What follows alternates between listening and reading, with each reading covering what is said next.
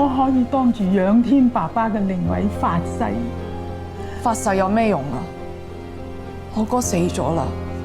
我知，就係因為咁，所以我就要講出真相。我唔希望再有人因為咁樣有事啊！真相你已經同我講咗。如果當日你講嘅係大話，我阿哥就係俾你害死，方家上上下下將會俾你害死。你點樣先至可以放過佢哋？佢哋係無辜㗎。你哋個個都話自己係無辜，你係咪唔記得咗方學禮、方學勤點樣害我啊？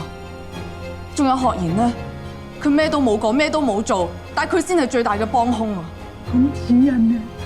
你係最錫嗰個子欣呢？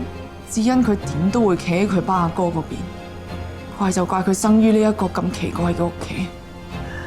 千錯萬錯都係我錯，報應嘅應該報喺我身上。你放過佢哋啦！我要方家上上下下全部都要還翻晒俾我啊！唔好啦，我求下你，我求下你啦！你做乜嘢嚟？媽，呢兩個點解會嚟嘅？你咪約咗林晴同埋叔婆見面啊？我嬸想見佢嘛。佢哋而家喺邊啊？